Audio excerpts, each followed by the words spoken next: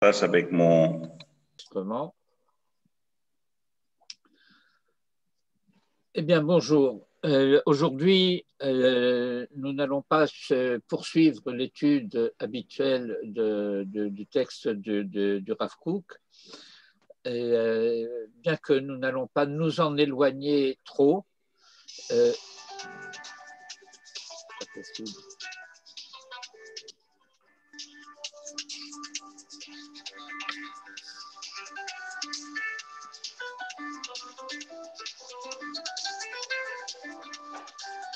La terrasse, elle sèche un peu?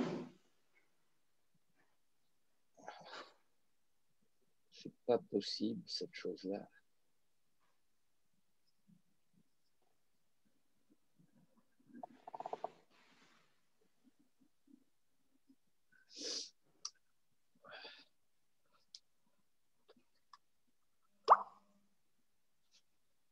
Pourtant, il est écrit que ce sont les tzadikim qui n'ont pas de menoucha ni dans ce monde ni dans l'autre.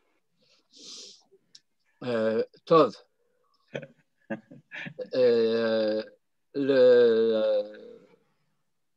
texte que je vais vous proposer est une part du commentaire du Rav Yaakov Moshe Harlap, qui était, on peut dire, Talmid Travers de Rav Avraham Yitzhak Cohen Cook, et qui s'est attaché au Rav Kook dès le moment où il a fait sa connaissance et est resté très attaché au Rav Tsuda après lui. Et il a écrit. Il était Rosh Yeshiva à Jérusalem. Il avait une yeshiva dont le nom, je me souviens, était Bet Zevoul.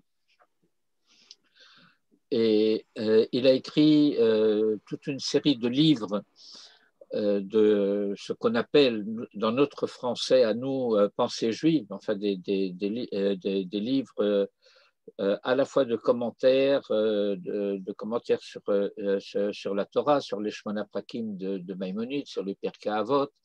C'est une série qui s'appelle Memarom, qui a été rééditée il y a quelques années parce que c'était devenu plus ou moins introuvable, et également des ouvrages de Halacha appelés Dafka Betzevul.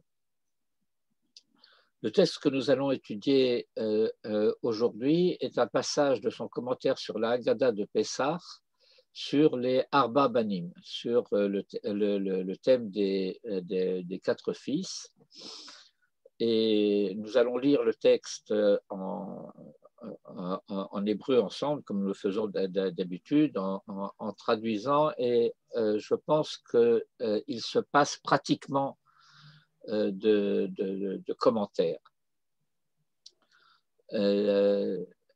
Mais en introduction à ce passage, je voudrais commencer par lire un autre passage de son commentaire sur la Haggadah, tout au début de son commentaire sur la Haggadah. Mais étant donné qu'il est 10h20, j'ai besoin de savoir jusqu'à quelle heure nous avons. En ce qui me concerne, je dois vous quitter à midi moins le quart. Dan? Moi, c'est bon, jusqu'à ce soir. Tov? En ce qui me concerne, c'est quand les enfants arriveront. Je pense qu'ils n'arriveront pas avant 12h30, 1h. Tov. Bon, alors nous avons grosso modo jusqu'à midi moins le quart, si on veut garder Georges. Si on n'a pas fini, il complétera avec l'enregistrement. Je vous enverrai également, Blinéder, le PDF du livre du Rav Harlap sur la Haggadah. Comme ça, vous pourrez non seulement lire le passage que nous allons étudier, que je vais vous envoyer aussi, bien sûr, séparément, mais également le reste de son commentaire. Il y a des passages qui ne sont pas toujours faciles, en particulier parce qu'il y a souvent ce que j'appellerais des remazim de Kabbalah. Et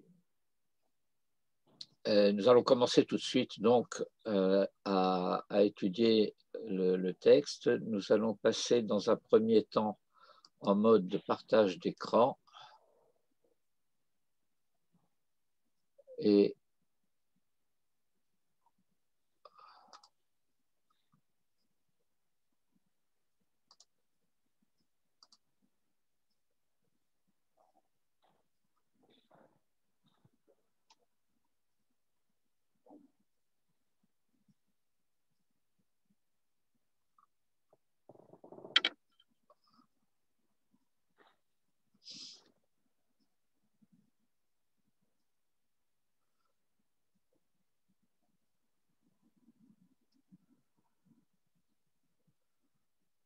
alors, nous allons commencer par ce passage. Vous le voyez bien avec moi, là, le Vahaya ki shalcha bincha?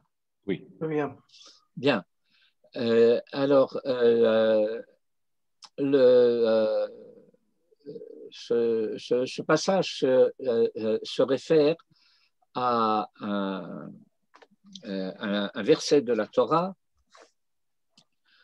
qui dit que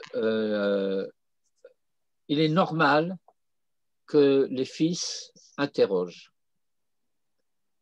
Lorsque dans le texte de la Haggadah tout à l'heure, nous disons que Neged Arba Banim Dibrat Torah, Echad Chacham, Echad Rasha, Echad Tam, Echad Sheno Yodea Lishol, nous avons à comprendre que la Haggadah stipule ce fait qu'a priori la Torah s'adresse à 4 manières d'être fils et que ces 4 manières d'être fils, et on aura tout à l'heure des surprises avec le commentaire du Rav Harlap qui va nous prendre à contre-pied, inclut toutes les 4 manières d'être fils, y compris celui dont on se demande ce qu'il fait là, dans le Keneged Arba Banim Dibrat Torah, puisqu'on va dire de lui qu'il est rachat, nous traduirons par rebelle, et que en tant que tel, il ne mériterait pas la délivrance. Vous voyez, alors, ce qu'on reproche à sa rébellion, comme vous le savez, ce n'est pas son contenu. C'est le fait de s'être mis en dehors de la collectivité. Et donc, si je puis dire, le crime, ce qu'on appelle dans notre texte où nous étudions la plupart du temps, le mardi matin, la kfira, puisque la Haggadah va dire kafar be'ikar. Bon. Son crime de l'est-principe fondamental, ce n'est pas des idées comme ceci ou comme cela, c'est même pas des affirmations comme ceci ou comme cela, c'est une conduite qui le met en dehors de la collectivité. Donc le crime fondamental, c'est de briser l'unité de la collectivité. C'est quelque chose dont il faut se rappeler par un jour d'élection. Vous rappelez le mot de M. Chouraki, André Chouraki. Vous avez connu André Chouraki? Oui, moi je l'ai bien connu. Qui disait « Ce peuple élu est souvent en ballottage ». Ballottage, oui.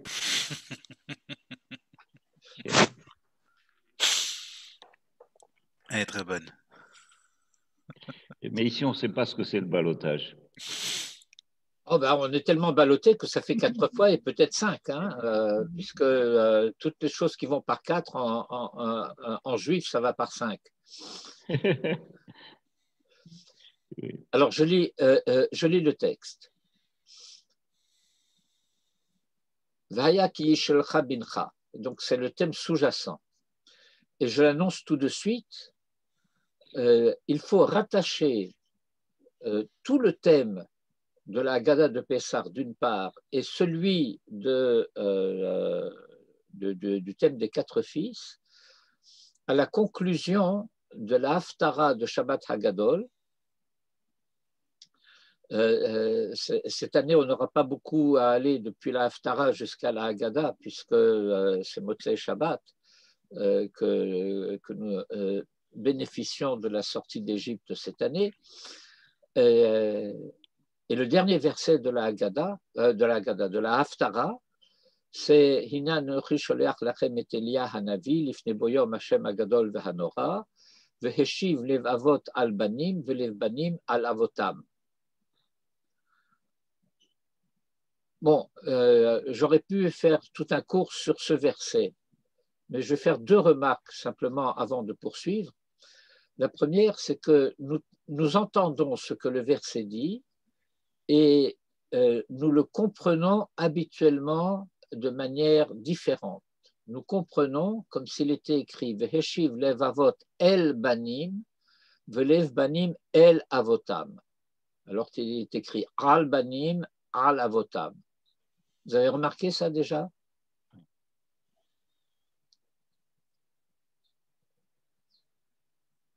Non, je me sens très seul quand vous ne me répondez pas. Non, non. Ah, Non. ouais.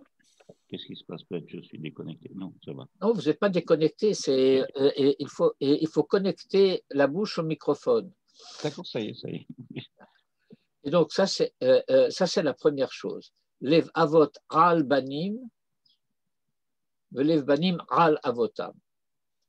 Alors, bien sûr, nous savons que al peut être entendu dans le sens de el. Veheshiv lev avot al banim. Mais donc, ça veut dire qu'il s'agit du cœur des pères au sujet des fils et le cœur des fils au sujet de leur père. Et j'y reviendrai dans un instant. La deuxième remarque, c'est que les 2 attitudes ne sont pas parallèles. Il y a un contentieux entre les pères et la nouvelle génération. Les avot al banim, ce sont les fils en général. Vous savez, comme on entend souvent les gens dire « Ah, la jeunesse d'aujourd'hui ». Bien. Alors que le contentieux des fils, c'est avec leur propre père. « Velev banim al avotam ». Oui. Vous comprenez Oui, bien sûr. la différence? Bien. Alors, il y a un passage très important. Tous les passages du Talmud sont très importants. Il y a un passage très important qui concerne un peu notre sujet et qui est dans le traité de Kiddushin et qui parle dans le Pshat de la différence des responsabilités réciproques du père et de la mère à l'égard des enfants. Et ce passage commence en disant Mitzvot ha'av al haben.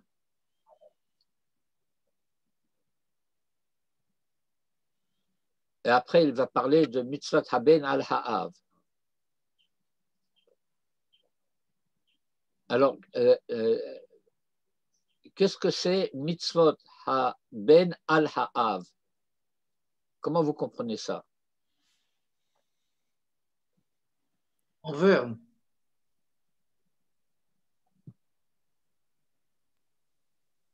Envers et contre tout, comme la Pastivalda? Jean-Charles? Oui, je pense la même chose, mais je n'arrive pas à voir la profondeur du texte. Je recherche. Ne cherchez pas la profondeur, cherchez d'abord la surface. Bon, eh bien, mitzvat ha'av al haben, ce sont les mitzvot concernant le père qui incombent au fils. Pardon? Excusez-moi. Vous n'écoutez pas. Non. Mitzvot ha'av Oui. al-haben, ce sont les commandements au sujet du père qui incombent au fils. Ah, ok. Al-haben, ça veut dire qui relève de la responsabilité du fils. Et donc, nous pouvons appliquer ce sens à notre verset. Veheshiv levavot al-banim, velev banim al-avotam. Ce qui inverse un petit peu le niveau de compréhension qu'on pouvait en avoir, mais qui introduit en plus, si vous voulez, le fait qu'est impliquée une responsabilité réciproque des uns vis-à-vis des autres.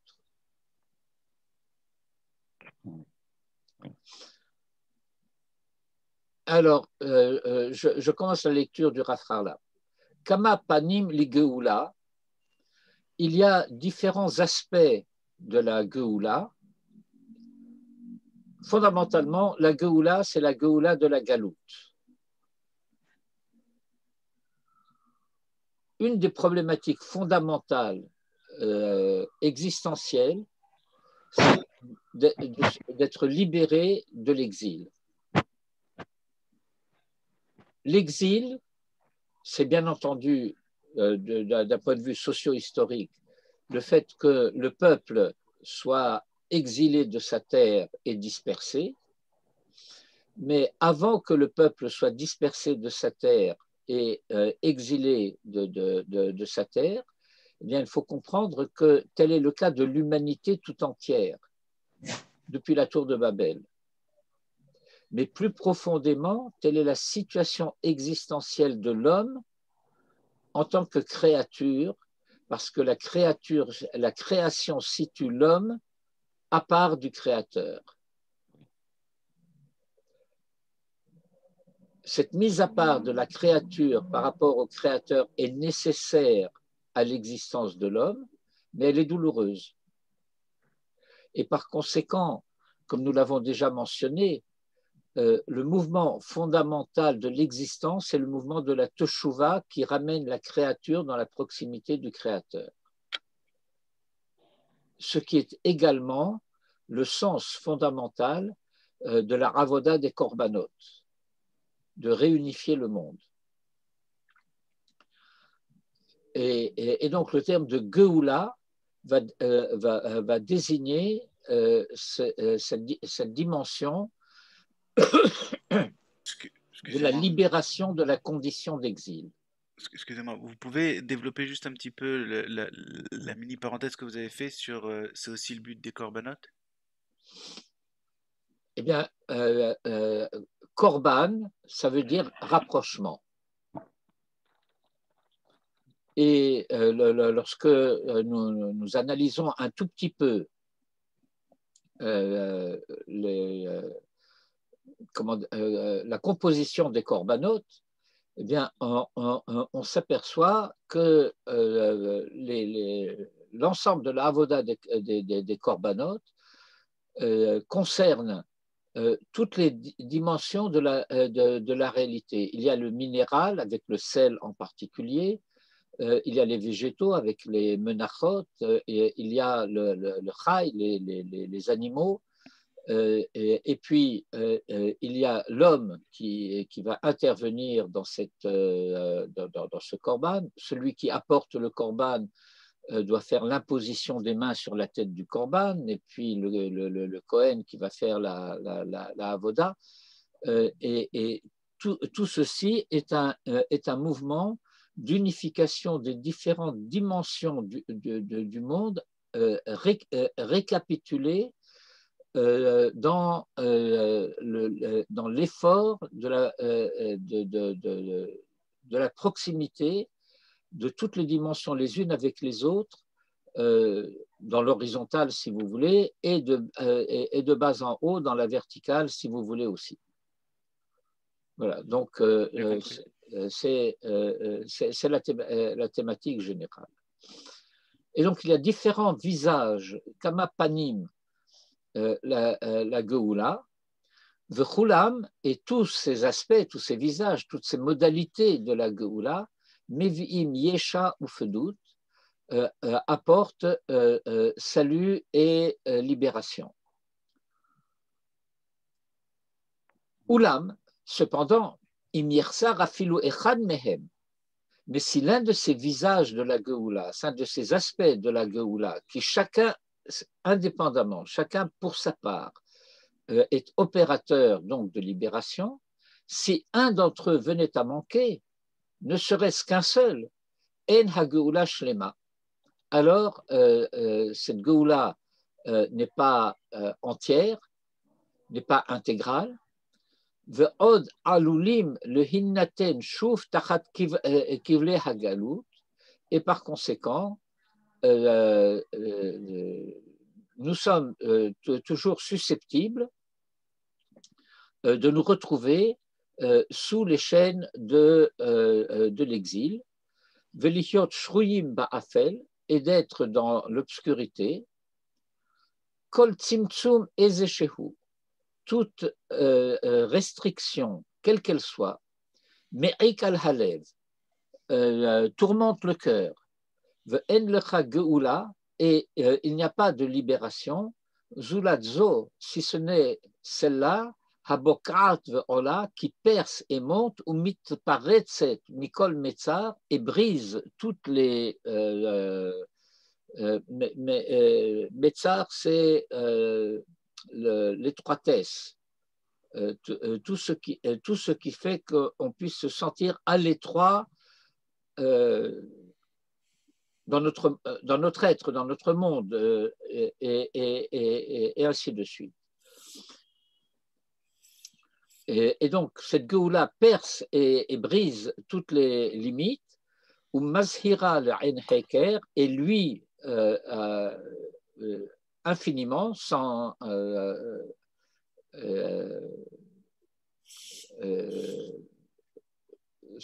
qu'on puisse en voir le bout de cette lumière.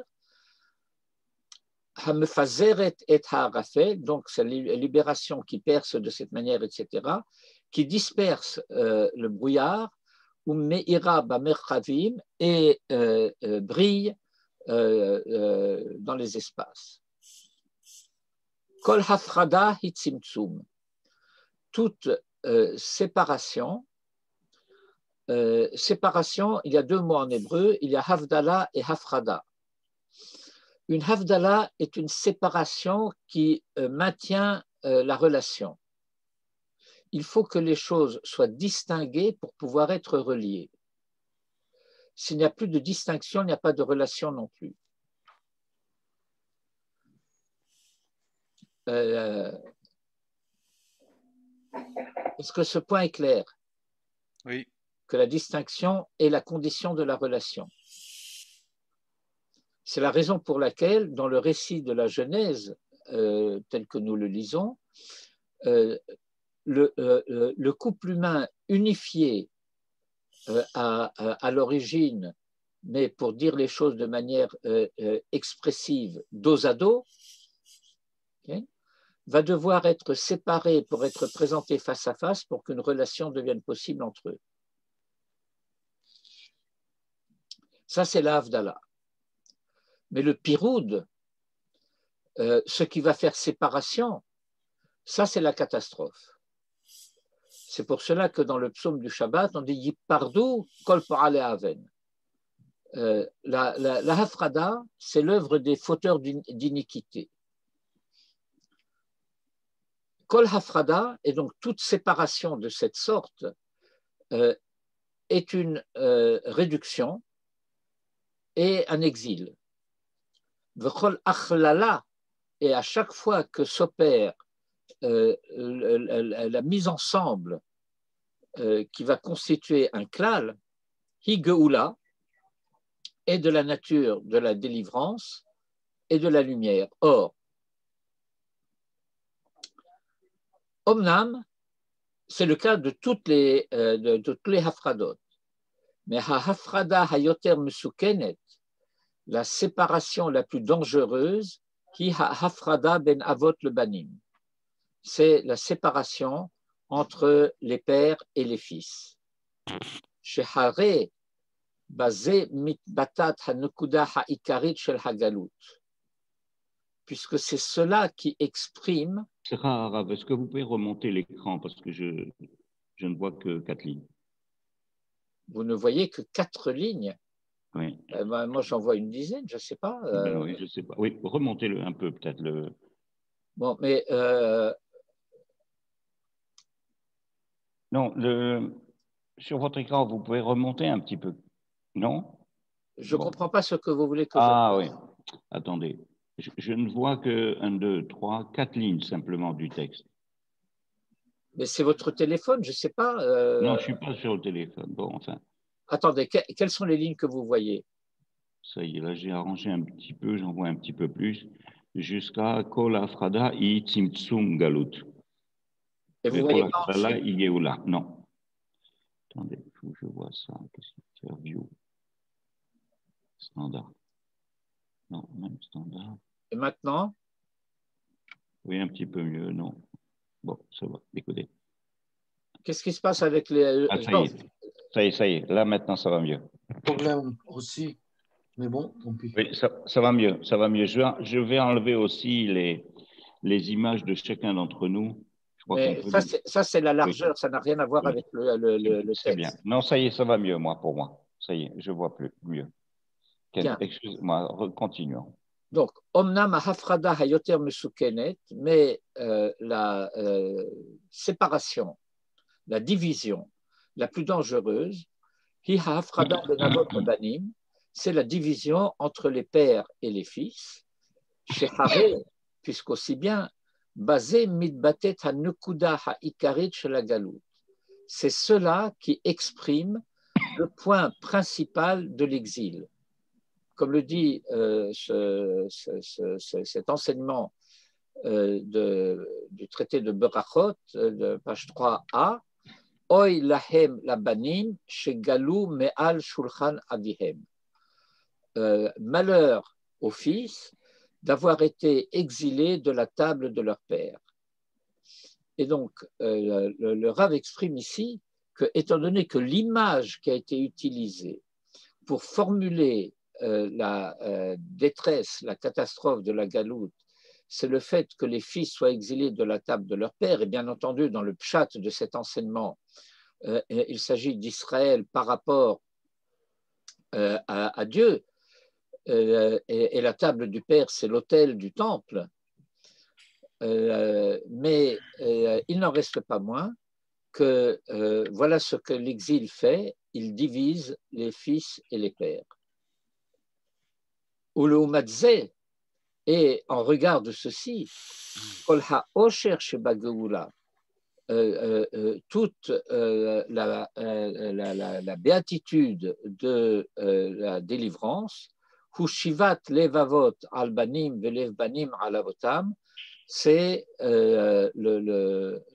retour des pères, du cœur des pères aux fils et du cœur des fils aux pères, à leur père. Et il renvoie au début de la Haggadah où ce sujet a déjà été abordé. Juste une petite question sur en fait le sujet lui-même qui est donc Icare à Galout. Qu'est-ce qu'il entend par le concept même de Afrada ben Avot les Banim, c'est-à-dire une sorte de rébellion des fils avec les pères, c'est pas, un rejet des pères des enfants. Non, c'est on va le voir dans la suite. Ce qu'il faut entendre déjà, c'est le fait que le point souligné par la tradition concernant la galoute, c'est que les fils se trouvent séparés des pères. La galoute va avoir comment dirais-je, cet effet délétère de briser la communication ou de risquer de briser la communication entre les pères et les fils, et les fils et les pères.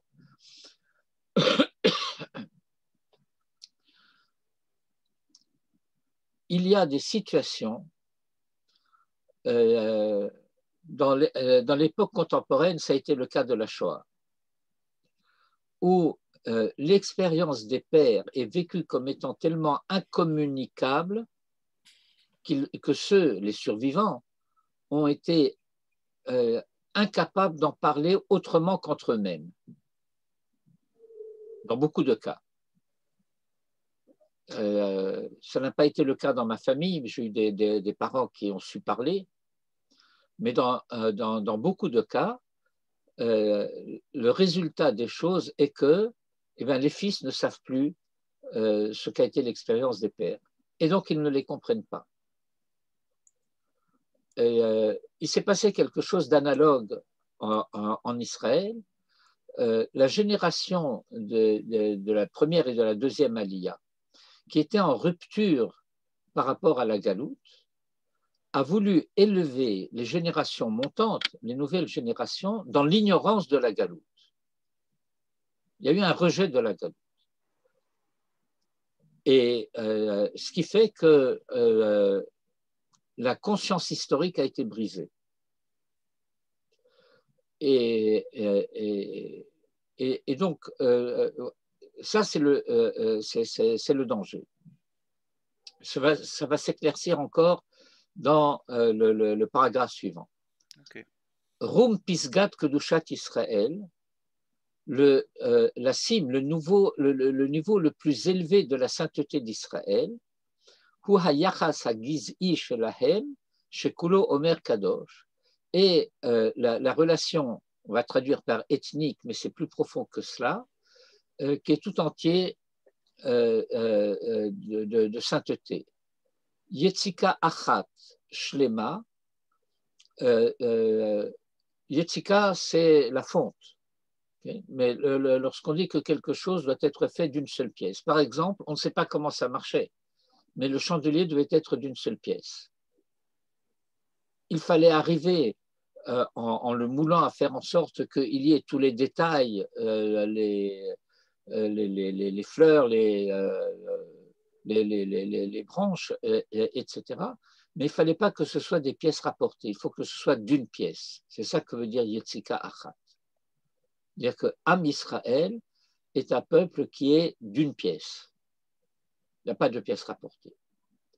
Hamechila Bekirba, qui contient en elle, et Kol Ochlusia Shelahem, toute la population donc d'Israël, mais Reshit Martzavatam, depuis le commencement de leur histoire, Atsof Kol Hadorot, jusqu'à la fin de toutes les générations, Merolam Verada Olam,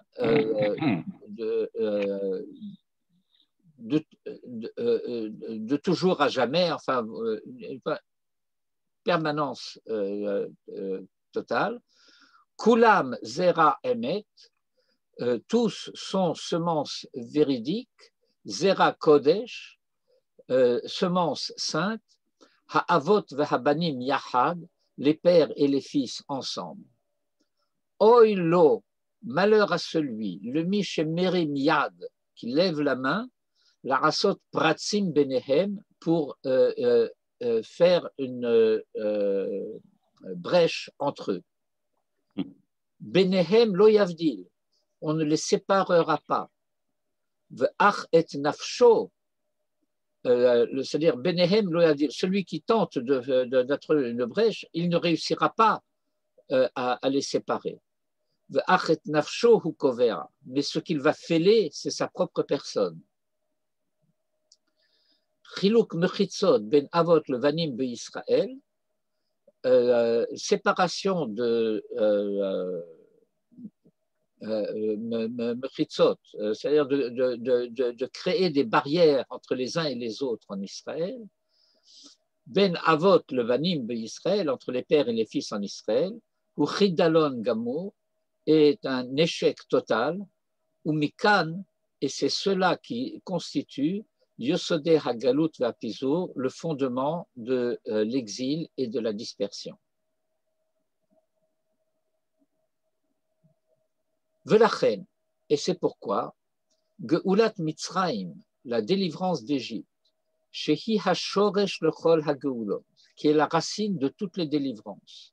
Que Shem Sheha Galut Shel Mitzrayim, Hu Shoresh Lechol HaGaluyot, de même que l'exil d'Égypte est la racine de tous les exils, Reshita, le commencement de cette Geoula, a constitué Haïta le Galot Niflaot Haïtiachasut Levet Avotam Shehem Tsmudim Chavukim Udvikim Yachad le Shorsham, était de mettre en évidence la merveille de la relation des maisons paternelles. Vous vous rappelez le fait que la Torah va dire Korban Pessah, eh bien, ça va être la réunion de la famille, la reconstitution de la famille autour du repas pascal. Il sera mangé dans une seule maison, etc. Et il va y avoir la Chaboura qui va se rassembler pour la consommation de cet agneau pascal. C'est ça le commencement du dévoilement de la délivrance. Urshem shebitrilat galut mitzrayim hayu, et de même qu'au début de l'exil d'Égypte, ils étaient et Yaakov ish uveto ba'u, avec Jacob, chacun et sa maison sont venus. Shemot Aleph. Ken gam beyitziatenu, le beyitziatam est un peu pâle parce que il y a comment dirais-je une indication de la source de ce texte, qui est le programme Otzrot HaTorah, qui estime nécessaire de se rappeler toujours à notre bon souvenir pour qu'on ne croit pas avoir commis un larcin en sauvegardant ce texte en dehors de l'application. De même, Gam Yotziatam, leur sortie d'Égypte, Mimitzraim, Haïta Hageula Shabanim Yihud Vukim Bavotam, a consisté en la délivrance que les fils soient attachés à leur père, Lo Yonnatku et Hakesher Shebenehem, qu'ils ne défassent pas le lien entre eux, Velo Yelchu Shovav Bederech Libam Hem, et qu'ils ne suivent pas de manière arbitraire les chemins de leur propre cœur, qui im kolacher lo yad'u ve kolacher yitralem mehem, mais que tout ce qu'ils ne savent pas et tout ce qui leur échappe, sha'ol yish'alu me'avotehem, qu'ils posent la question à leur père. V'haya ki yishalecha binecha machar les morts mazo. Je vais retraduire ce verset, bien que vous le compreniez bien, mais il y aura peut-être un petit chidouche dans la compréhension du verset à la manière dont je vais le traduire. On a l'habitude de dire, puisque c'est un verset de la Torah, V'haya ki shalcha bincha machar les morts, et ce sera lorsque ton fils te demandera demain comme suit, Mazot, qu'est-ce que cela? Mais je pense que le pshat est plus profond. Lorsque ton fils te demandera demain de dire de quoi s'agit-il? Ki shalcha bincha machar les morts, comme nous disons aujourd'hui l'omar. Ton fils te posera une question, mais il te demandera d'y répondre. Et étant donné que si la question est une question, alors cela veut dire que l'essentiel, si je puis dire, lui échappe. Et parce que s'il savait de quoi il s'agit, alors il aurait déjà une réponse partielle à sa question. Mais lorsqu'il dit mazot, c'est quoi ça? C'est qu'il n'a pas les éléments nécessaires pour identifier ce dont il s'agit.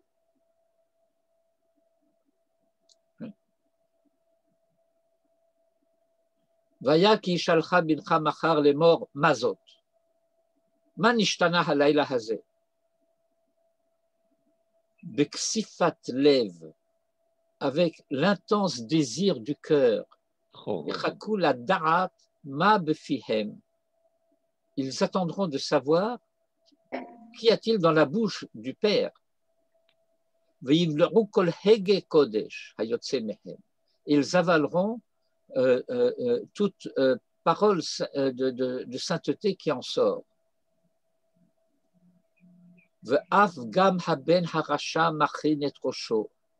Et même le fils rebelle baisse la tête. Klapé hadarat hashiva shel ha'avot.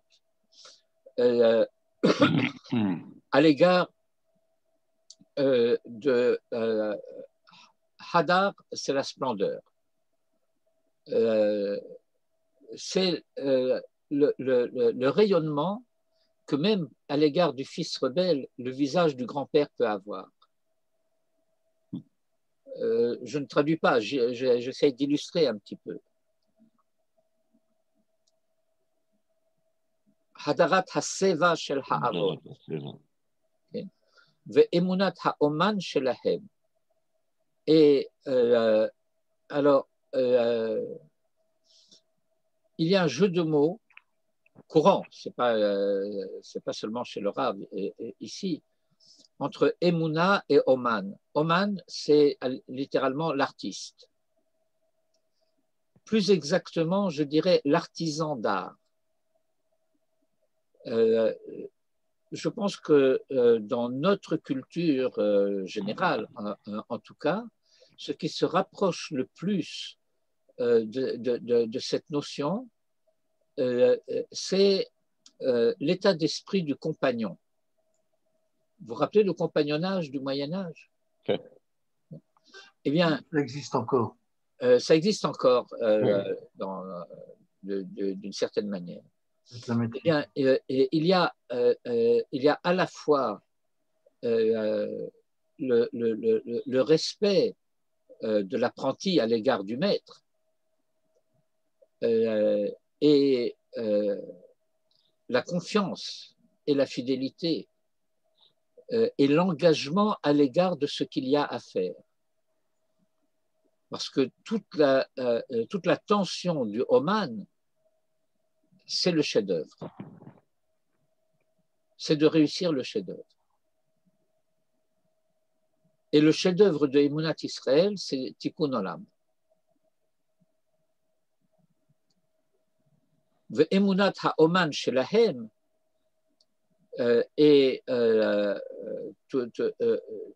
lorsque même le fils rebelle identifie dans cette génération Hadarat Haseva Shel Ha'avot, Ve'emunat Ha'oman Shelahem, et leur fidélité et leur engagement, Ve'gamhu Omed Ve'shoel, et lui aussi se tient prêt et demande, Imomnam Be'azut Ve'chutzpa, et bien que sa question soit formulée de manière effrontée et avec audace, Mitorche Darko Recha Kessel, parce que c'est sa manière d'être. Recha et Kessel, Kessel c'est la sottise. Parce que c'est ça sa manière d'être. Aval bechol zot gam hu mechake l'tshuvat ha'av. Mais néanmoins, lui aussi attend la réponse du Père. Et encore une fois, Ayen le'il Amoud Aleph. Uva b'sha'a, lors même chez Shamou Israël Imrat Hashem Tehora, lorsque les fils lorsqu'Israël a entendu la pure parole divine, B'haya kitavo el haaretz, et ce sera lorsque vous serez venus au pays, B'hayta ki yomru elechem benechem, et ce sera, et c'est la shon simcha ce B'haya, ki yomru elechem benechem, que vos fils vous diront, Ma ha'avoda hazot lachem, qu'est-ce que c'est ce service pour vous, et Vegomer contient la réponse, Vaikod ha'am vaishtachavu, et le peuple s'inclina et se prosterna. Samchu al besorat haaretz, ils se sont réjouis de l'annonce de la terre, et du fait qu'ils auraient des fils dans le pays d'Israël. Voilà comment il faut comprendre la citation. Le pshat apparent, c'est le fait que la Torah annonce, ce sera lorsque vous serez arrivés dans le pays, etc. Et ce sera lorsque vos fils vous demanderont qu'est-ce que c'est ce service, ce culte, cette avoda pour vous, et ils reçoivent la réponse, et alors le peuple s'inclinera et se prosternera. Mais ce n'est pas ça du tout. C'est le fait que le peuple en exil encore, dans le désert, avant d'être rentré en Eretz Israël, sorti déjà d'Égypte, mais pas encore entré en Eretz Israël, s'entend dire par Moïse la révélation divine, et il arrivera lorsque vous serez arrivés dans le pays et que vos fils vous demanderont, etc. Et alors à ce moment-là, dans le désert, le peuple s'est incliné et s'est prosterné, parce qu'il s'est réjoui, la Vaya Lachon Simcha, de la Bessora, de l'annonce du fait qu'ils rentreraient dans le pays et qu'ils auraient des fils dans le pays d'Israël. Voir Rachi sur le verset là-bas. Et ceci, parce que ce peuple qui se savait rebelle dans le désert, savait qu'il amrod sorerutam, que malgré leur rébellion, eh bien, ils auraient des remords. Lavo bish'ela lifne avotehem, et qu'ils n'oseraient pas venir poser des questions à leur père, pour exposer à leur père tout leur désarroi, ou le vakesh mazor le choli nafsham, et leur demander un soin. Mazor, c'est un pansement, littéralement, comme dirait le docteur. Okay. Le choli nafsham, pour la souffrance de leur être. Et au moment même, où le père fait grincer ses dents, le fils parce qu'il s'est mis en dehors de la collectivité, le kafar beikar, et que ce faisant, il a nié l'essentiel, et que le père dit Ilu hayasham lo haya nig'al, s'il avait été là-bas, il n'aurait pas été délivré. Yachadim zot, en même temps, kume galelo, il lui dévoile, en s'adressant à ce fils. Parce que la réponse, c'est la réponse, c'est la réponse que le père donne au fils, en lui faisant grincer des dents. Mais au moment même où il le fait grincer des dents en lui disant « si tu avais été là-bas, tu n'aurais pas été délivré », il s'adresse à lui ici et maintenant. Et ici et maintenant, il a été délivré.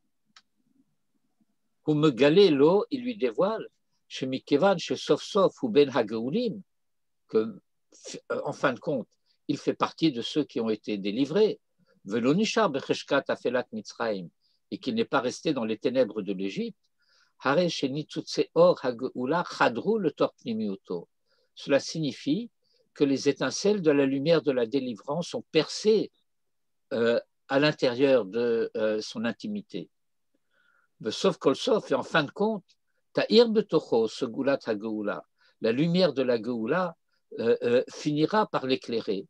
Le hiddabek ba'avota, pour l'amener à se rattacher à ses pères. Emuna habara v'hatmima, et la emuna pure et entière, takebo galim, eh bien, takebo galim, c'est l'effet de la marée sur la plage. Okay. La marée, avec les vagues qui viennent et reviennent et reviennent et reviennent, va creuser les anfractuosités du rocher. l'eau est inconsistante et le rocher est dur, mais c'est le rocher qui va céder à l'eau. Pourquoi? Parce que Takebo Galim. Ligol Gamoto, pour le délivrer lui aussi, Geulat Olamim, d'une délivrance éternelle, le Hotzio Mina Metzar, pour le faire sortir de l'étroitesse, ou le Hamido Bekeren Orash et la Geula, et le situer dans le rayonnement de la libération. Zot Nachalat Avde Hashem, tel est l'héritage, le patrimoine des serviteurs de Hashem, Asher Yatzou Venigalu Mimitzraim, qui sont sortis, ont été délivrés d'Égypte, Ha'avot, Mesivim Berosham, les Berosh, les pères tournent la tête, Vahabanim Maatrim Otam, et les fils les couronnes, Atara, c'est le diadème, Lishmoa Dvar Hashem Asher Befihem, pour entendre la parole divine dans leur bouche, Zehu Sdaro Shelolam, tel est l'ordre du monde, Tikuno Veshirlulo, sa mise en ordre et son arrangement final, c'est ce qu'on appelle dans le bâtiment les finitions. Umemenu kiyum hayiud shel atid lavo, et c'est de là que va procéder la réalité de ce qui est à venir, à savoir Tzadikim Yoshvim, les justes sont assis, Vatrotehem Berashehem, et leur couronne sur leur tête, Venehenim Misi Vashechina, et ils jouissent de l'éclat de la présence divine. Va'amar Bayomahu, et il dira ce jour-là, Hine Elokenu Ze Kivinulo, voici notre Dieu que nous avons espéré, Veyoshiranu, et qui nous a sauvés, Ze Hashem Kivinulo, c'est lui Hashem que nous avons espéré, Nagila Venismecha Bishwato, chantons et réjouissons-nous de son salut. Bon. Le texte continue, mais je voudrais maintenant passer au texte directement des Avot et des Banim, mais vous pouvez déjà avoir perçu, même dans l'imperfection de ma traduction, le niveau où se situe ce commentaire. Non seulement le niveau auquel se situe ce commentaire, mais la perspective qu'il ouvre sur tout le récit de la sortie d'Égypte. On a l'impression que c'est exactement la même veine que le Rav Kook. Eh bien, oui. Ils étaient effectivement très proches. Vous savez, quand le Rav Kook était à Londres, il a écrit un petit livre sur l'alphabet, sur les lettres de l'alphabet, sur les lettres finales, sur les points voyelles, sur les téramim. Et il a envoyé le manuscrit donc de ce livre au Rav Harlap qui est en Eretz Israël. Le Rav Harlap, c'est l'image d'Isaac. Il n'a jamais quitté le pays. Il est né en Eretz Israël, il a vécu en Eretz Israël, il est mort en Eretz Israël, il n'a jamais quitté le pays. Et le Rav Harlap reçoit ce texte. Et il écrit une lettre au Rav Kook en lui disant il ne fait aucun doute qu'un rayon de lumière est parti de Jérusalem jusqu'à l'endroit où, de votre sainteté, car un tel livre ne peut avoir été écrit qu'en Eretz Israël.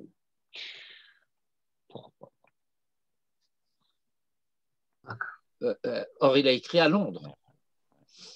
Mais ça veut dire qu'il était physiquement à Londres, mais spirituellement, si l'on peut dire ainsi, ne croyez pas que je sois mystique. Non, mais Et quand Rabbi Yehuda Lévi fait des poèmes et parle de la beauté de Jérusalem, la beauté d'Eretz Israël, il n'a jamais mis les pieds encore ici. On a l'impression qu'il est là. Oui, et d'après certains, l'histoire de sa mort au Kotel Amaravi serait légendaire, mais enfin, oui. Nous n'en savons rien. Bien, nous allons passer maintenant à notre autre texte. Et cet autre texte, voilà.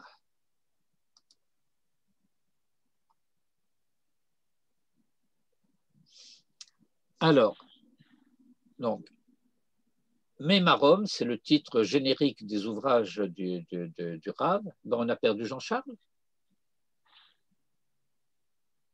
Qu'est-ce qui se passe? Il s'est absenté une seconde, chercher quelque chose. Bon, eh ben, il s'est absenté chercher quelque chose. Eh bien, entre-temps, nous allons nous...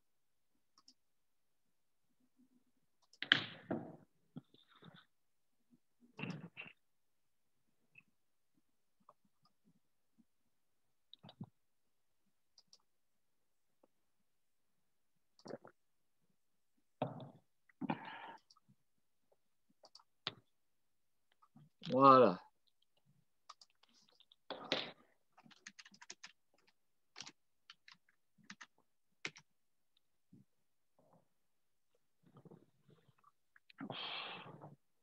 Bien. Alors, je commence puisque Jean-Charles est revenu. Je suis à la ligne 6. Baruch Hamakom, Baruchu. Baruch Shenatan Torah La'amo Israël, Baruchu. Je n'ai pas le temps, ou je ne veux pas prendre le temps de parler de l'introduction. À quoi cela sert de dire Baruch Hamakom, Baruchu, Baruch Shenatan Torah La'amo Israël, Baruchu.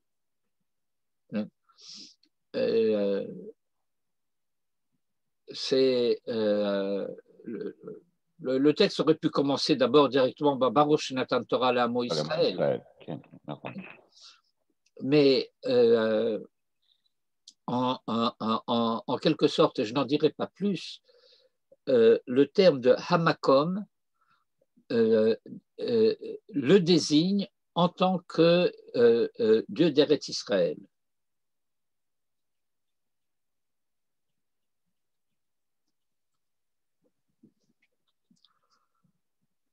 Keneged Arba Avanim Dibra Torah, la Torah a parlé eu égard à 4 manières d'être fils.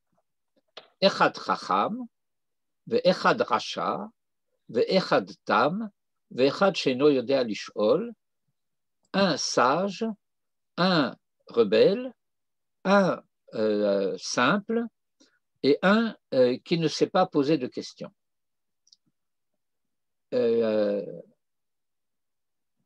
Il est à remarquer que, alors qu'il y a une homogénéité entre 3 de ces manières d'être fils, qui peuvent toutes les 3 se relier à des questions de, comment dirais-je, d'intelligence, Chacham, Tam, Sheno Yoda Lish'ol, il y en a un qui fait bande à part, c'est le rachat qui ne semble pas faire partie de cet ensemble, d'être précisément Yotse Min Hakla, ce qui est précisément ce qu'on va lui reprocher. Vous savez ce que c'est Yotse Min Hakla? En hébreu, on entend ça comme extraordinaire. Non, c'est l'enfant qui naît de manière pas normale. Enfin, non, ça, excusez-moi, c'est une erreur, ça c'est Yotse Dofen. Ah, Yotse Dofen, Kenachon.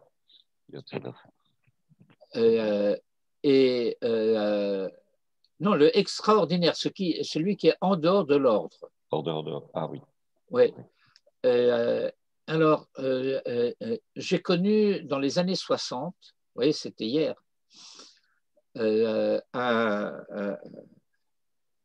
publicitaire, quelqu'un qui avait une agence de publicité. Il s'appelait Krief d'ailleurs. Et qui disait que lorsque ses clients lui exposent ce qu'ils cherchent, ce qu'ils attendent de lui, alors ils ont souvent l'habitude de dire « je sais bien que je demande le mouton à 5 pattes ». Vous connaissez cette expression française, le mouton à 5 pattes. Et ils ne se rendent pas compte qu'un mouton à 5 pattes est parfaitement anormal. Okay. Et donc, le Yotse Minaklal, qui est extraordinaire, eh bien, il y a un sens négatif à cet extraordinaire-là. C'est d'être précisément Yotse Minaklal. Et par conséquent, ce que nous avons à comprendre, c'est que nous avons mal compris le sens de l'identification de ces fils, qui ne concerne pas du tout leur intelligence ou leur capacité de compréhension. J'ai l'habitude d'expliquer de la manière suivante, mais je ne vais pas m'attarder. C'est que Chacham, ça veut dire tzaddik, et que Racha, ça veut dire Chacham. Quoi? Bon. Vous pouvez détailler l'arabe? Je dis, j'ai l'habitude de dire que Chacham, ça veut dire tzaddik, et Racha, ça veut dire Chacham. Racha, ça veut dire, Chacham, ça veut dire tzaddik, parce que quelle est la question qu'il pose? Ma ha'edut va'chukim va'mishpatim asher tziva Hashem Elokeinu etrem. Okay. Il ne pose pas de questions philosophiques ou métaphysiques ou la question qu'il pose, c'est la question de Lénine. Que faire? L'urgence, c'est de savoir quoi faire. Comprendre pourquoi, ça viendra plus tard. Ça peut attendre. Mais l'urgence, c'est de faire ce qui est nécessaire de faire. Lorsque il y a un accident et que il y a quelqu'un étendu par terre en train de saigner et qu'un secouriste vient et dit à quelqu'un tiens, attrape ça, il ne va pas commencer à lui demander et pourquoi je dois faire ça et comment ça va se passer, explique-moi, etc. Pendant ce temps-là, le malheureux il crève. Dans les situations d'urgence, l'urgence c'est de faire. Et par conséquent, c'est ça la chokhma du tzaddik, c'est de comprendre que l'urgence, c'est de faire.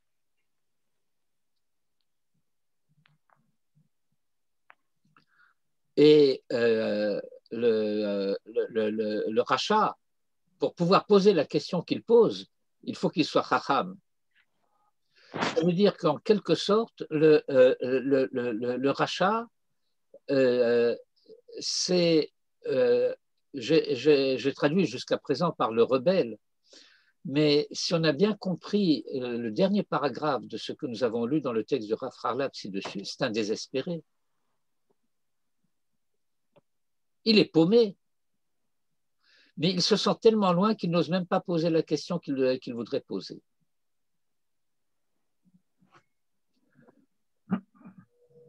J'en parlerai un peu plus tout à l'heure.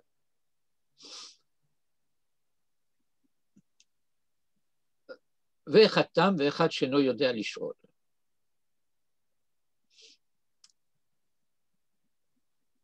Chacham mahu omer.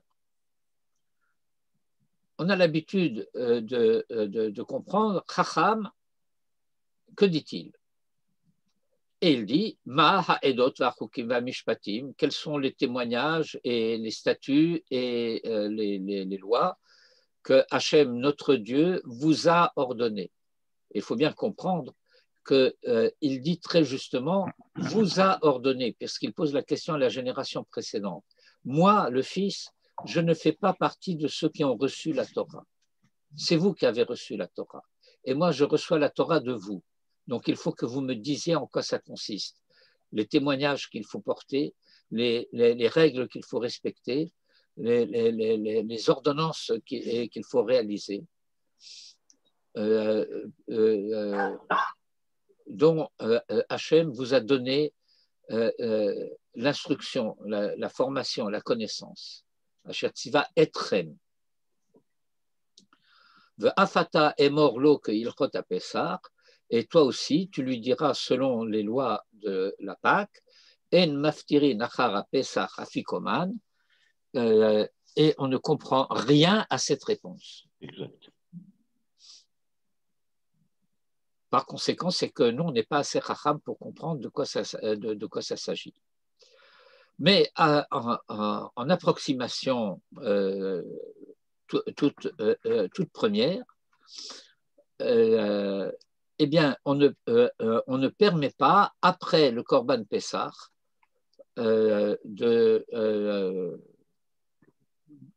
proposer encore autre chose à manger. En araméen, afikoman, on le traduit par afikuman, apporter quelque chose. Et donc, c'est le fait de dire, bien voilà, Pessah, le Korban Pessah, c'est l'achèvement du geste de la délivrance. Tout est encore à venir. Pour le moment, on est encore en Égypte. Mais ce geste-là du Korban Pessah, c'est une khatima. C'est cela qui va sceller la délivrance. Racha Mahu Omer, le Racha, que dit-il? Maha avoda hazot lachem. Qu'est-ce que c'est ce culte pour vous? Et il a dit pour vous. C'est pas comme le pour vous du Chacham, parce qu'il ne s'agit pas du fait que c'est la génération précédente qui a entendu, il s'adresse à la génération actuelle et leur parle au présent. Il dit que faites-vous? Alors qu'il devrait demander que faisons-nous? Et donc la Torah, la Haggadah souligne lachem velolo, ou le fiche minaklal kafar beikar. Et étant donné qu'il s'est mis à l'écart de l'ensemble, il a blasphémé. Mais vous entendez le sens de ce blasphème.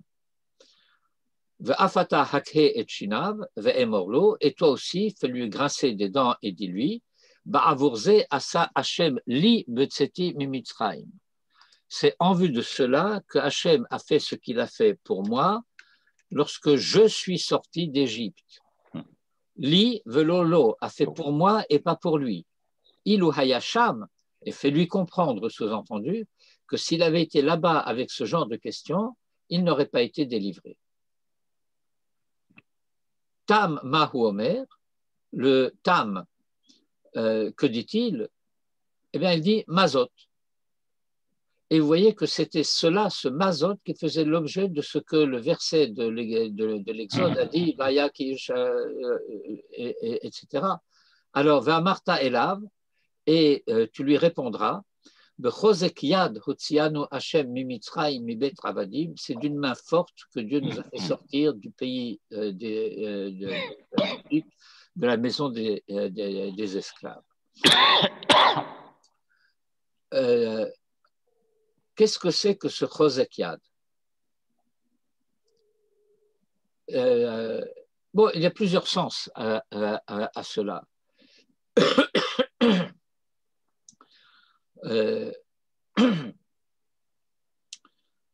Bechosek Yad, Hotziano, Hachem et Mitzrayim, Manitoua avait l'habitude de raconter de manière un peu anecdotique la manière dont il apprenait ceci au Talmud Torah.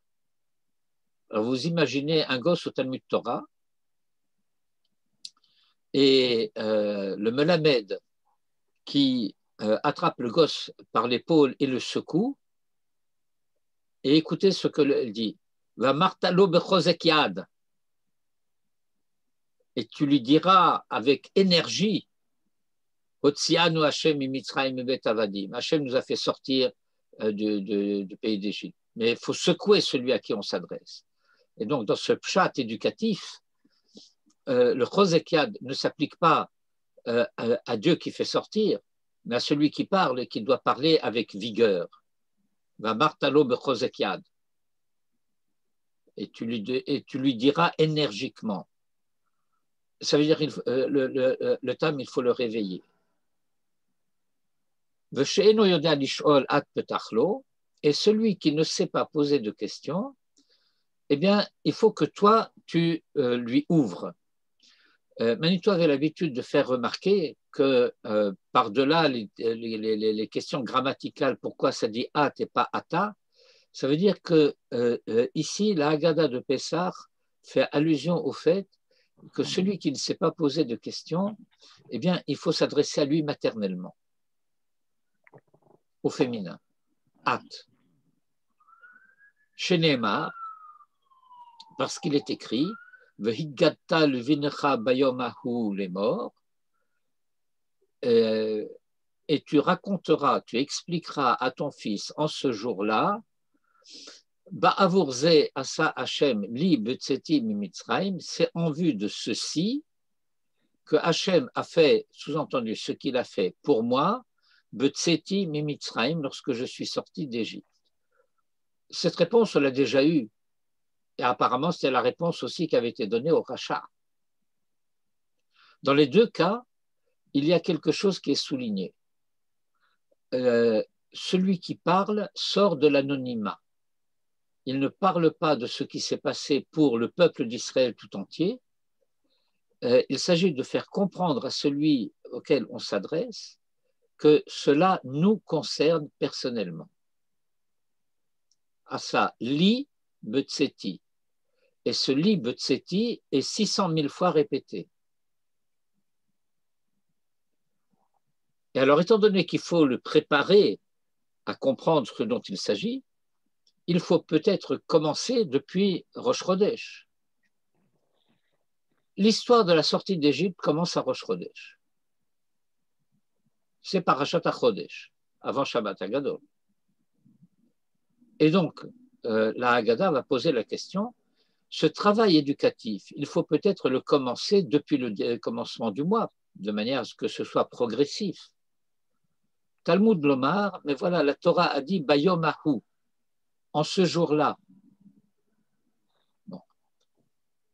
Ibayomahu, alors si c'est ce jour-là, Yachol Mibrodium, alors peut-être qu'il faut commencer alors qu'il fait encore jour. Talmud Lomar, Ba'avurze. Mais la Torah a dit en vue de ceci. Ceci est un démonstratif, quelque chose que l'on peut montrer du doigt. Quelque chose qui doit par conséquent être présent ici et maintenant devant nous. Ba'avurze lo amarti. Je n'ai dit en vue de ceci, et là, que b'sha'a sheyesh matzah ou maror munachim lefanecha, que lorsque il y a la matzah et le maror qui sont posés devant toi. Et il est évident que ce Eno Yodea Lishol se situe en un temps où nous sommes après la destruction du temple, parce qu'il n'y a plus de Korban Pessah. Et par conséquent, Bavur Zé Lo Amarti, le Zé ne désigne pas le Korban Pessah, alors qu'il semblait concerner le Korban Pessah chez le Chacham. Lo Maftirin Achara Pessah Afikuman. Ici, Bavurze, en vue de ceci que je montre du doigt. Qu'est-ce que c'est que je montre du doigt? Eh bien, c'est Matzah ou Maror.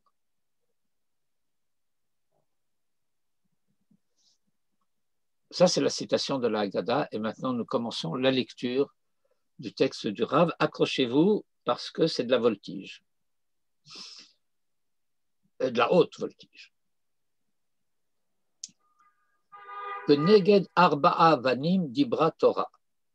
C'est eu égard à 4 manières d'être fils que la Torah a parlé. Chamesh Bechinot, les 5 aspects, Nefesh, Ruach, Neshama, Chaya, Vechida, ce sont les 5 niveaux de l'âme que nous énumérons ici de bas en haut, à la manière dont nous le faisons d'habitude.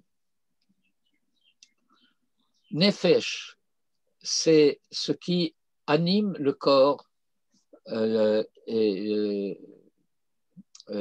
biologique, physiologique, physique, etc.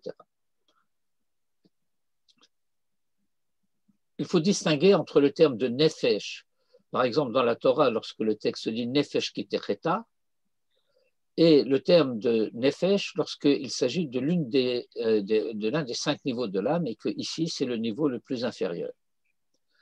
Ruach, l'esprit, c'est la vie intérieure, c'est la vie spirituelle. Neshama,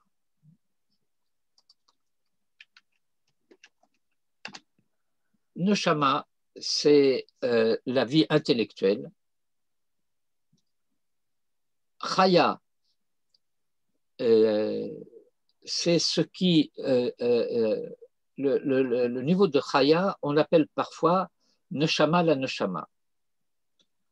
C'est ce qui fait que la pensée est vivante.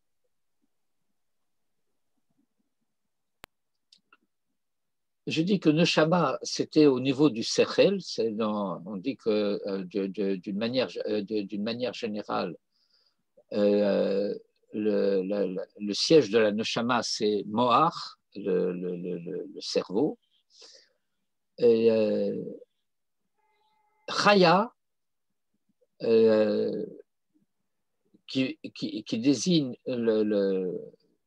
la vivante, ce qui fait la vitalité de la vie, ce qui fait que la pensée est vivante. Le Sechel, et c'est la vie de l'intelligence, n'est pas encore la véritable pensée.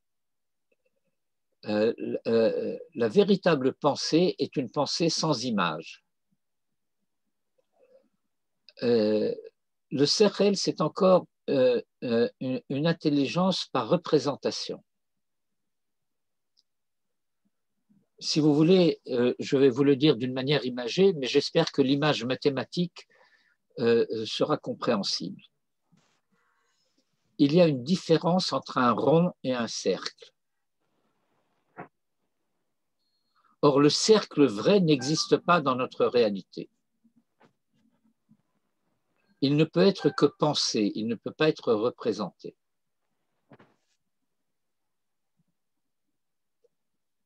Et si on se le représentait, alors ce qu'on se représenterait, ça serait un rond et pas un cercle. Est-ce que c'est suffisamment clair ou il faut que j'élabore?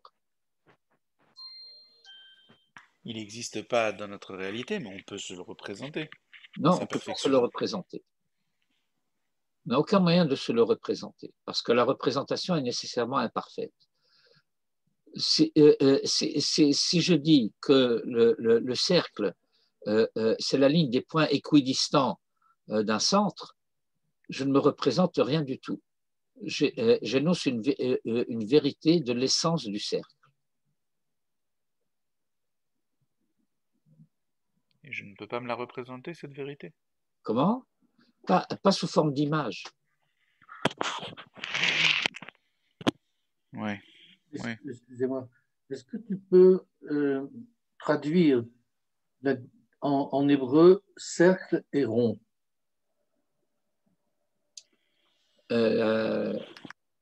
Oui. Chug Igoul. Ok. Igoul, c'est le cercle et Chug, c'est le rond.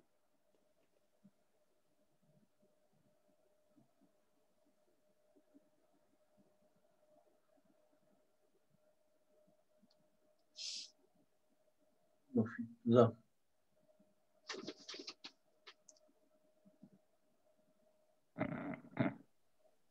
Et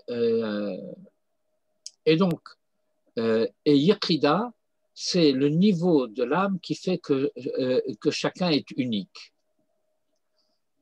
Bon, il énumère les 4 niveaux de l'âme et le 5e. Et il énonce Arba mehen zugot hema. 4 de ces niveaux constituent des couples, des duos. Nefesh avec Neshama, Ruach avec Chaya.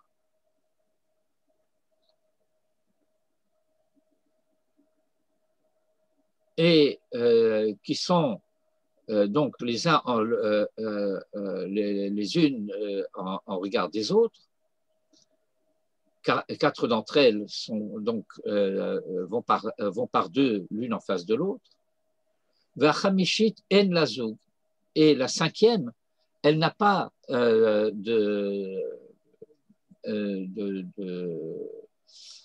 de père.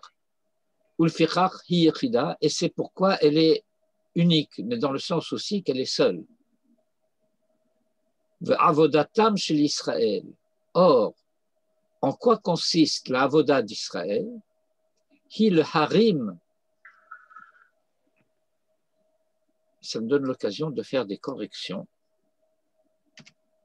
Gam et kol bechinot hazugot, c'est d'élever aussi les dimensions des couples, toutes les dimensions des couples. Velachen ba'u kama devarim bemispar arba, et c'est la raison pour laquelle il y a un certain nombre de choses qui sont toujours énoncées par 4. Arba banim, arba kushiot, arba leshonot shel geula, arba kosot, va arba parashiot. Les arba parashiot que nous lisons avec Parashat Zachor, Parashat Para, Parashat Chodesh et Parashat Shabbat Hagadol. Et ces différentes 4 dimensions qui vont de cette manière, Vezohi ha'achana, et tout ceci constitue la préparation, le Gilouï Bechinat ha'yechidiyut shel Israël, au dévoilement de la dimension unique spécifique d'Israël. De même que la Yechida est la dimension individuelle, particulière, spécifique, unique, exclusive de chacun, eh bien cela est vrai aussi dans Nefesh Ruach Neshama Chaya et Yechida d'Israël en tant que tel. Et le Rav continue après cet avant-propos. Arba'a vanim elu,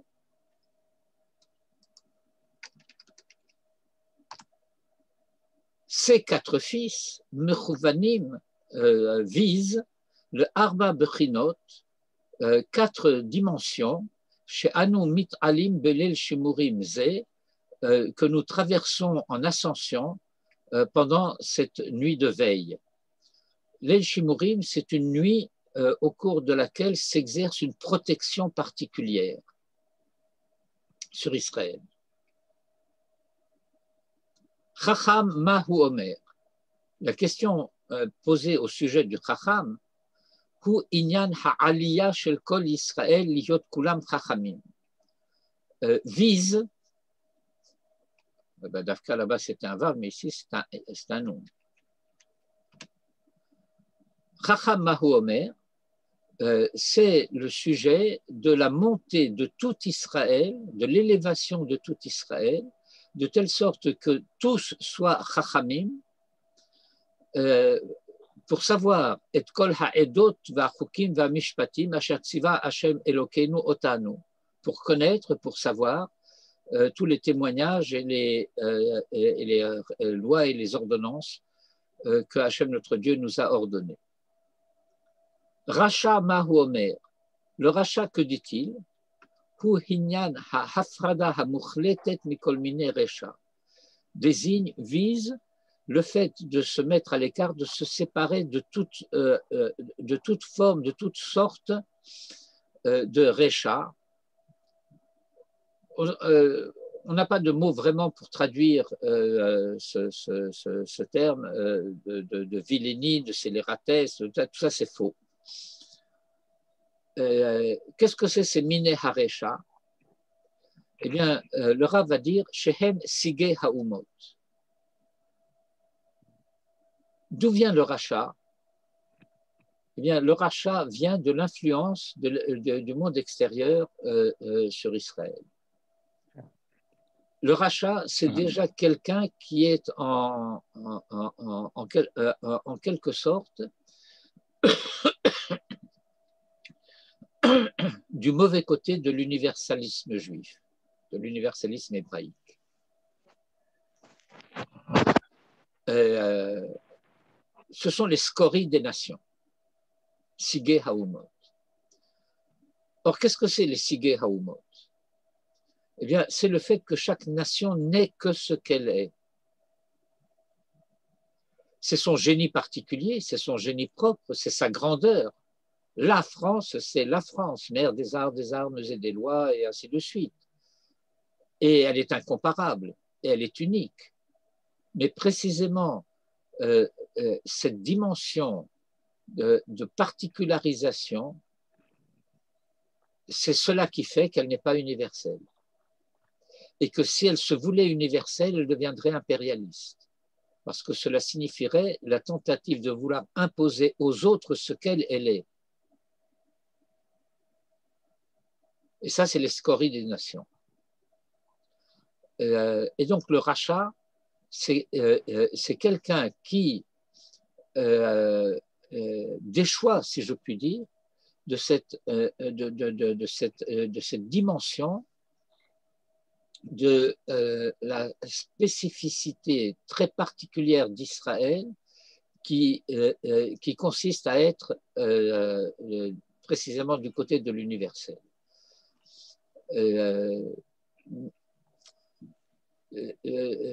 J'ai parfois expliqué cela à partir de la racine ivri. Je ne suis pas le seul d'ailleurs, Manito en a parlé déjà aussi. Ivri, vous savez ce que c'est ivri, qu'on traduit par l'hébreu? Ben, il faut se rappeler que ivri, c'est très proche de oubar. Et oubar, ça veut dire, c'est quoi le oubar? C'est ce qui est dans le ventre de la mer. Comment ça s'appelle? Fœtus. Le fœtus. Oui. Oui. Eh bien, ça veut dire que de ce point de vue-là, Israël, c'est la cellule souche de l'humanité. Ah, Wow. wow. Wow. Parce qu'il contient en lui l'universel et toutes les potentialités. Mais lorsque cela se particularise, alors l'oreille n'est plus un œil et l'ongle du pied, ce n'est plus un cheveu.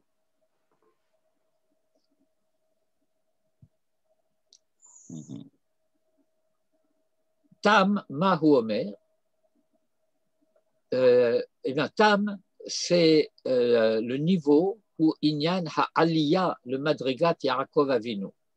C'est l'élévation au niveau de Jacob notre père, Ishtam Yoshev Ohalim, homme intègre résidant dans les tentes, qui est le bétantage, Shehu Haya B'Madrigat, B'Madriga, il faut dire ici.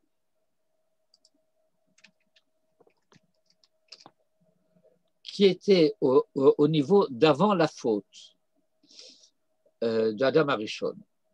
Jacob, c'est l'identité humaine avant la faute d'Adam Arishon, et c'est la raison pour laquelle le Talmud peut dire à son sujet, Yaakov Avinu lo met, qu'il n'est pas dit de Jacob dans la Torah qu'il est mort, parce que la mort ça, ne fait que intervenir comme conséquence de la faute.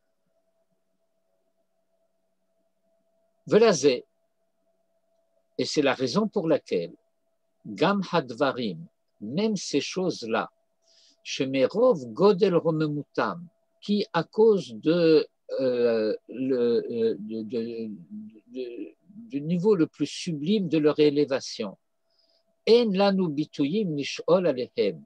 Nous n'avons pas de mots, nous n'avons pas d'expression, nous n'avons pas la possibilité de formuler ne serait-ce qu'une question à leur sujet, qui im betsura shel mazot, si ce n'est en demandant qu'est-ce que gamhem midgalim lanu balayla hazeh, ces choses-là aussi se dévoilent à nous cette nuit-là, ad shenuchal levaté, de telle sorte que nous puissions exprimer ou le saper et raconter gam alehem, même à leur sujet, ve'amarta elav, et tu lui diras bechozekiad hotzianu Hashem mimitzraim, et que ce chozekiad dont il est question, hu sod ha bikua, ça c'est une erreur.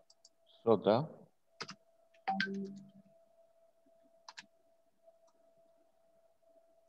Habikua. Habikua, c'est le percement. Le percement. lorsque, comment? Oui. Non. של הנסגבות הללו, de ces choses sublimes, הבוקעים ומאירים, qui percent et luisent. ושאינו יודע לשאול, et celui qui ne sait pas interroger, הוא עניין העלייה למדרגה נשגבה מאוד, concerne le niveau de l'élévation, concerne le sujet de l'élévation à un niveau extrêmement élevé, שאף הדברים שאינם בגדר של הכלל, qui fait que même ces choses-là qui ne relèvent pas du tout de la définition d'une question, Midgalim balayla ze, se dévoile cette nuit-là, Beprinat at petachlo, dans la dimension de toi ouvre-lui. Ou que Moshe besharat geulat Mitzrayim, et de même qu'au moment de la délivrance d'Égypte, Patach lifnehem Akadosh Baruch Hu et kol shivat harekiim, que Akadosh Baruch Hu a ouvert devant Israël les 7 cieux, Vegila lahem inyanim noraim, et leur a dévoilé des choses formidables, formidables au sens ancien du terme. Chez l'Onidgalou, le Shum Navi Vechosé, qui n'ont été dévoilés à aucun prophète ni voyant, Av Bedvarim chez Enam Begeder chez la Klal, y compris des choses qui échappent à toute possibilité de définition et donc de question. Ken Gam Bechol Shana Veshana, et de la même manière, chaque année, Midgalim Haorot Ha'elu, ces mêmes lumières se dévoilent le Chol Israël à tout Israël. Vous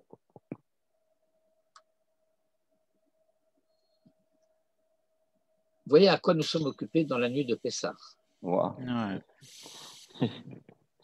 Et après avoir énoncé cela de manière générique, générale, et bien entendu, Georges a été obligé de nous quitter, mais il a attendu jusqu'à la dernière limite. On reprend à partir de la ligne 21 en plus de détails. Chacham mahu omer, etc. Chacham mesig et erkan shel ha-mitzvot be'eret Israël. Le sage, il Hasaga, c'est la saisie. Au sens très exact que l'on dit en français, quand on veut dire comprendre et qu'on dit saisir. Tu as saisi?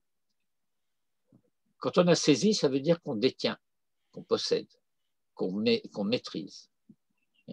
Alors le Chacham, il maîtrise la valeur des mitzvot en Eretz Israël. Ce n'est pas la valeur des mitzvot. C'est la valeur des mitzvot en Eretz Israël. Et je peux reformuler cela en disant que le sage perçoit, comprend, maîtrise le fait que la valeur réelle des mitzvot, ce n'est qu'en Eretz Israël. En quelle année est-ce que le Rav a écrit ça, s'il vous plaît? Comment? En quelle année a-t-il écrit ce texte? Je ne sais pas, mais étant donné qu'il est décédé dans les années 50 et qu'il est né au début du XXe siècle, il a écrit ça Matai Shehu au XXe siècle. Avant la création de l'État d'Israël. Très probablement avant la création de l'État d'Israël. La Haggadah de Pessah est le volume 4 de Mémarom qui en comporte 13.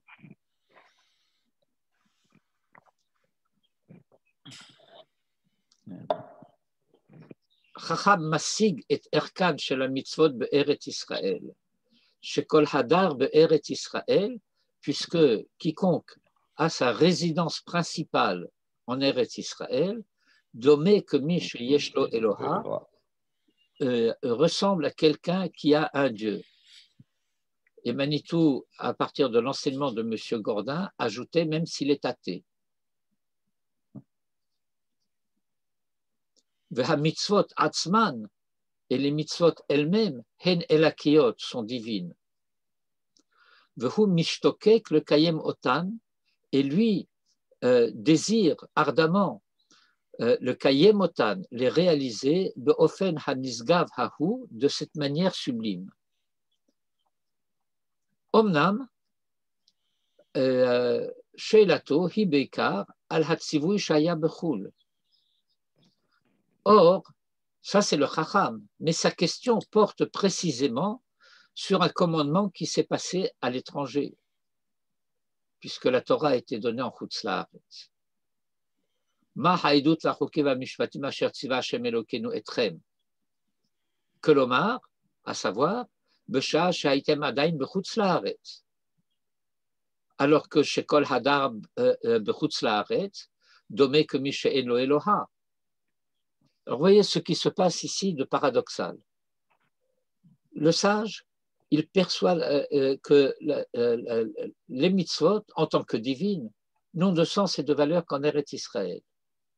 Parce que ce n'est qu'en Eretz Israël qu'on peut être en relation à la présence divine. Or, ces mitzvot, ces témoignages, etc., ont été donnés à Israël quand Israël était en dehors d'Eretz Israël. Et donc, en un lieu où, a priori, il était semblable à quelqu'un qui, même croyant, serait athée. Okay? Dit Domé que Mishe Eno Eloha, même s'il est croyant. Va'afata emorlo keilchot ha-Pesach. Et donc, le Rav explique que la réponse qui va être donnée au Chacham est la réponse à cette question sous-jacente. Comment est-ce possible, les mitzvot n'ayant de sens qu'en Eretz Israël, qu'elles vous aient été données en Chutz La'aretz?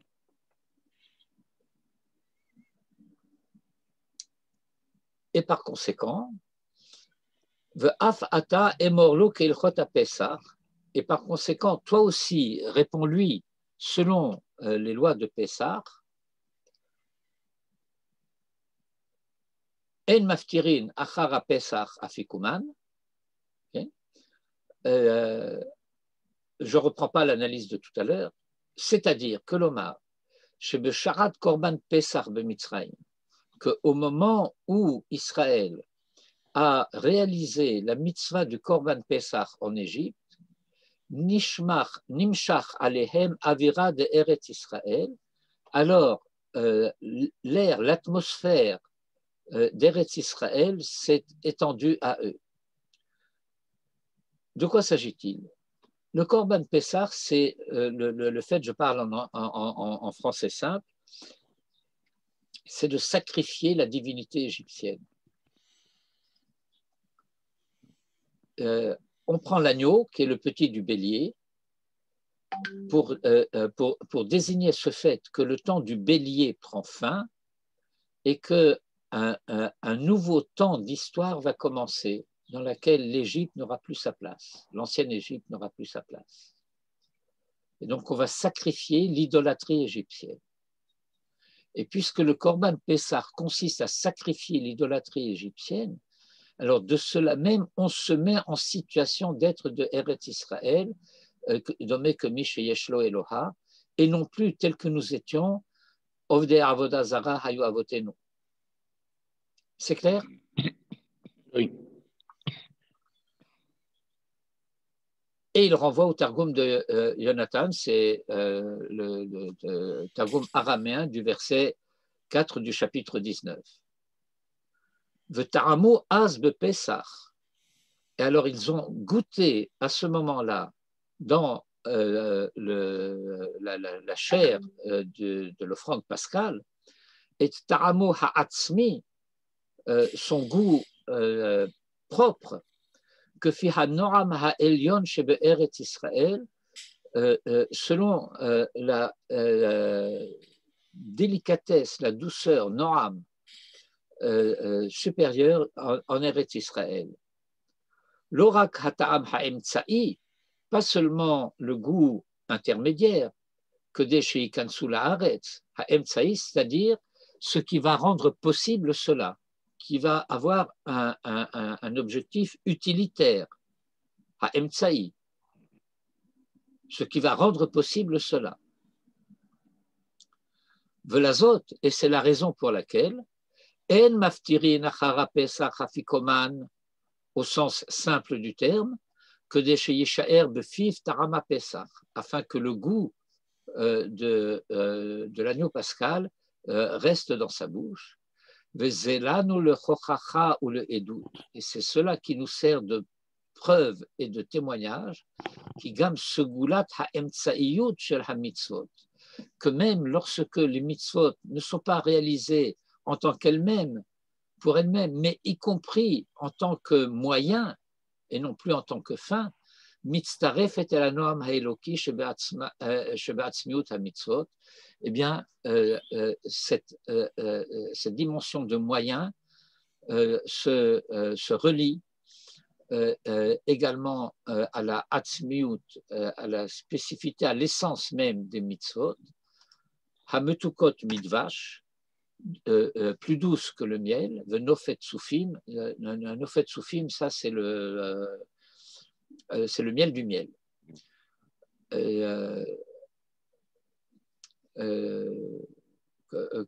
Comment on dit le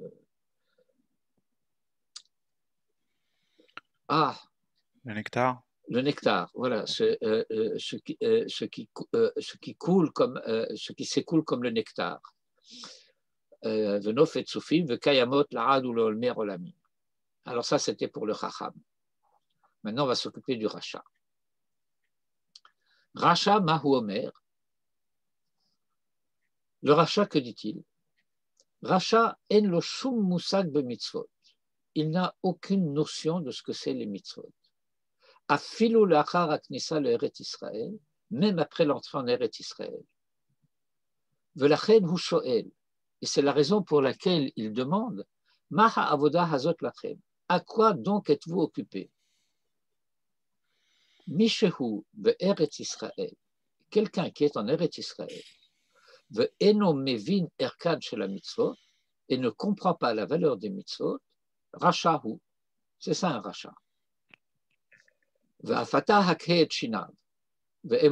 Et toi aussi fais-lui grincer des dents et dis-lui Ilu hayasham lo hayanigal. S'il avait été là-bas, il n'aurait pas été délivré. Ilu hayasham bemitzraim. S'il avait été là-bas en Égypte, hayamed bishloshet yomei afela. Il serait mort pendant les 3 jours des ténèbres, velo hayanigal, et n'aurait pas été délivré.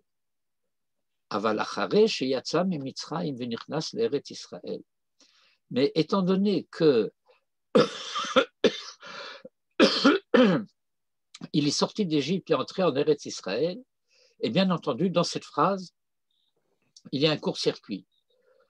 Parce que ce court-circuit fait le pont par-delà les générations. Parce que la génération sortie d'Égypte n'est pas rentrée en Eretz Israël. C'est la génération des fils qui est rentrée en Eretz Israël. Mais là, donc, le Rav décrit une situation qui vise globalement Israël en tant que peuple. Eh bien, étant donné qu'il est sorti d'Égypte et qu'il est rentré en Eretz Israël, Eno yachol b'shum ofen lehinnatek miklal Israël. Il ne peut en aucune façon se couper de la collectivité d'Israël. Ba'al kocho hu nigal. Malgré lui, il est délivré. V'sofo l'arzor b'tshuva, et finalement, il fera teshuva. V'zot haïta simcha al besorat habanim be'eret Israël, et c'était cela, la joie concernant les fils en Eretz Israël, dont on a parlé plus haut, oui. Vous vous en souvenez, chez Kolkar Godola Erka, parce que sa valeur est tellement grande. Et nous terminons par le dernier paragraphe qui concerne la réponse qui est donnée au rachat et au tam.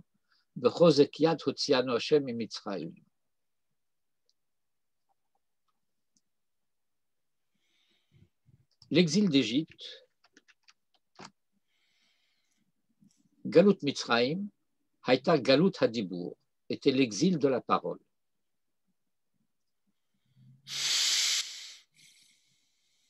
La parole était en exil en Eretz Israël, en Égypte. En Égypte. Et c'est la raison pour laquelle, entre autres, Moïse avait du mal à parler. Ve'inyan Hadibur, or c'est quoi la parole? Ou hakoach masur li Israël, c'est la capacité donnée à Israël, chez Yuchlu lif'ol, de telle sorte de pouvoir agir, bediburam, en parlant, Kemo hakadosh baruchu bichvodo uve'atzmo, comme cela est possible à Dieu lui-même. Va'asim devarai beficha, et je placerai mes paroles dans ta bouche, ou ve'tzel yadi kisiticha, et je te couvrirai de l'ombre de ma main, l'intoa shamaim, pour étendre les cieux, ve'lisod haaretz, et pour fonder la terre, ve'lemor le Tzion, et pour dire à Sion, Ami ata, tu es mon peuple. La koach hazé, et cette faculté, cette capacité, cette puissance, ou koach ha-Torah, c'est celle de la Torah. Hakol kol Yaakov, la voix, c'est la voix de Jacob. Uvazé hem okrim ou mevatlim et hayadaim de Esav. Et en cela, il déracine et annule les mains d'Ésaü.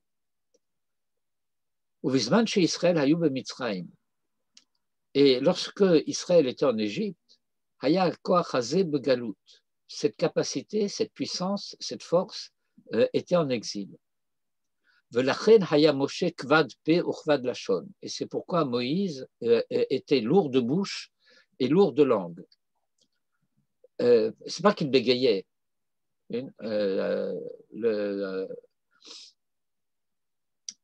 C'est pas gimgum.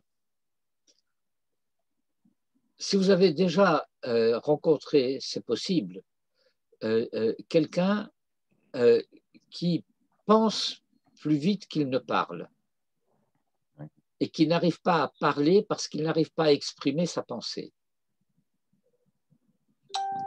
Vous comprenez cette expérience? Oui. C'est-à-dire qu'il a commencé à dire un demi-mot et déjà il commence la phrase d'après. Ki nishmat Moshe hi Torah, parce que l'âme de Moïse c'est la Torah. Shehi koach hadibur, qui est la puissance de la parole. V'rag b'shat ma'amad har Sinai nig'al koach hadibur. Et ce n'est qu'au moment de l'événement du Sinaï que la faculté de la parole a été libérée en son entièreté, bishlemuto.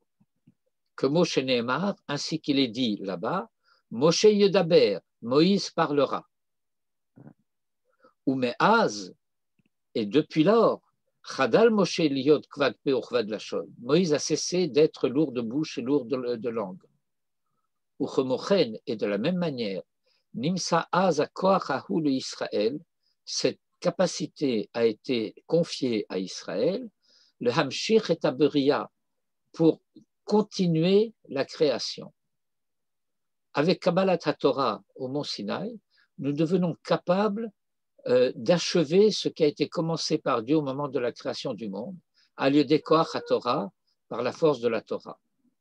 Ainsi qu'il est dit, Imlo beriti yomam valayla, n'était mon alliance, sous-entendu de la Torah, jour et nuit, Chukot shamayim va'aretz lo samti, je n'aurais pas fondé les lois des cieux et de la terre.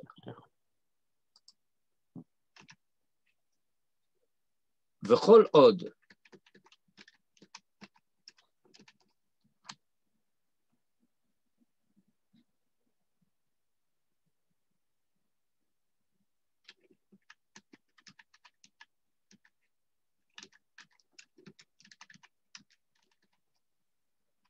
Et aussi longtemps que nous n'étions pas arrivés, le Mahamad Hanifra Rahu, à cet événement particulier,